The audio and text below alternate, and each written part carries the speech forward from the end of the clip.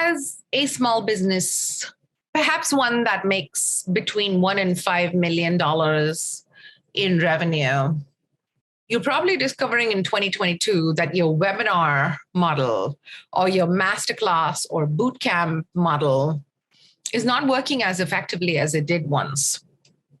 The reason for that is that people are stretched on a number of levels. They don't have the bandwidth to come to 5 or 6 hours of you telling them why you are the solution. They don't have the headspace to process a whole lot of information.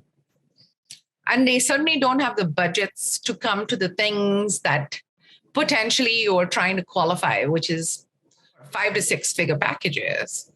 And to that end, what is it that you can be doing alternatively? Many of those routes are lead generation routes. When you invite someone to a webinar or a masterclass or a bootcamp series, you're asking them to sign up to something. And the reason you're asking them to sign up is because you want their email.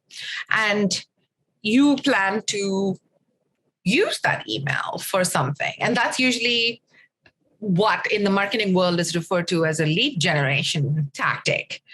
You get their email and then you sell them something whenever you have stuff to sell.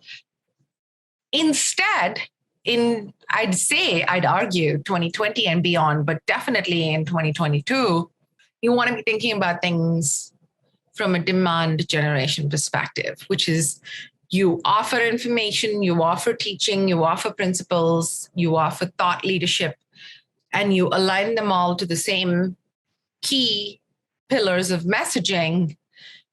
You refine your product suite so that it aligns to those same 3 pillars and there's integrity. And then you let people come to you. That's what an inbound funnel is, that people find you. But people are not going to find you from just throwing ads at them or asking them to sign up to things. So in its place, I think a podcast panel format, bringing together 3 to 4 people who share a common audience is a really excellent idea, whether it's for small businesses or whether it's to break down silos within larger businesses instead of having multiple webinars hit your client. Give it to them in a holistic form. So really over here, I want to walk you through a case study, especially like I said, for businesses, small businesses who are in that bracket of like early 7 figures, like 1 to 5 million. Here's a case study of how we put together a panel.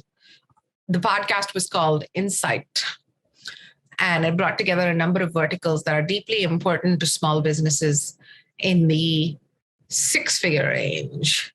And there are some learnings we have from that experimentation. I love playing with things before I suggest it to anyone because I don't fully understand the boundaries of it before I've played with it. So take a listen to this. I do firmly believe that you should be replacing your extended webinar formats with this because it takes a while to be able to put together one and deploy it. A webinar, and a podcast is a way to generate demand for your brand with a lot less effort. What you're about to listen to here is a series of clips that talks about how to put panels together on various fronts.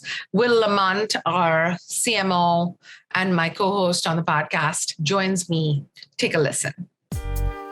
Welcome to the 4 a.m. Report. On this podcast, we dish about fresh-pressed, fun marketing. If you're stressed out and awake at night again, wondering what to do, you found your joy. I'm your host, Susan Diaz, podcasting founder, humor junkie, observer of human behavior patterns, and mom. Each week, we break down the latest headlines at the intersection of marketing and entertainment. Obviously we've not had in-person events over the last little while, and we're just slowly starting to get back to those. And some people might not want to get back to those. So this panel allows you to amplify your network, grow your network by relying on, you've got, 4 other people that you're doing this panel podcast with. So you're being introduced to new networks, amplifying your voice through their channels as well. Yeah. So it is almost like taking the place of that in-person sort of fireside chat. Yeah. The large stages in the fireside chats that were there was like a lot of them before. It's not that they're entirely gone away, but I feel like there's ways in which you can do that through podcasting in panels like this, which you should leverage, right? Susan was part of a podcast panel called Insights, where she was representing the marketing voice. There was someone representing the legal advice for entrepreneurs, someone representing that business coach advice, mindset advice, law advice. So everything an entrepreneur kind of needs to hear as they grow and build their business. And that was a successful foray into paneling. So as far as the Insight podcast was concerned, Will, like we definitely saw that it was a minimum of 5 times the regular traffic, if that makes sense, because it made, the same episode is being distributed by people who had different networks. There is some like commonality, I would imagine, but that said, there was a definite amplification of audiences. And as well, on that podcast, there were a couple of people who met through the podcast. And that therein comes the mastermind and the matching of the panels for the audiences.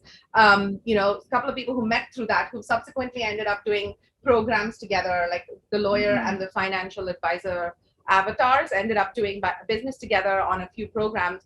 Because, typically entrepreneurs do tend to need those 2 pillars of information at the same time, right? I mean, like if you're having an issue, you need the lawyer and the money part. So it's a really good way to amplify your audiences, really good way to show up and create that content engine that repeatedly gets you seen by multiple people. So that's the third one. You were also talking, it's kind of like that masterclass idea. It is pretty much like the masterclass idea. And I think the other benefit that we heard a few people articulate was the fact that people are not going to have to sift through 5 or 6 podcasts from specialists on 5 or 6 pillars. If they want, like, for example, one of the panels we're putting together now is the Retirement Ready Women show.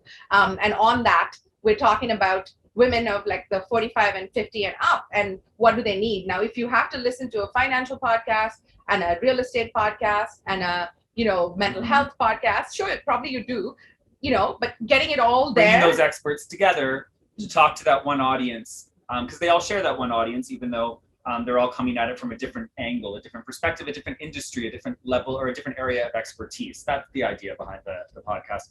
The next thing we wanted to talk about was something we've been leaning into forever, and we're talking about it a lot now. You're publishing weekly columns about it. We're working on a book. It's about the entertainment quotient. When part of the thing with The View was it's bringing women together who can be very serious, but they're also going to have some fun too.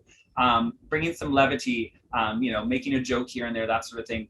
It's the entertainment quotient. And just the fact that we referenced The View as one of the inspirations behind it. We've played up in some of our writing the whole angle of we're the Barbara Walters here, what Barbara did or what The View did for daytime TV back in the late 90s, we want to try to do for podcasting, right? Yeah. So we're having fun with that and using this one metaphor, and the metaphor is resonating. That's one of you've been talking to a lot of people, and people are like, oh, The View. Whoever would have thought, but yeah.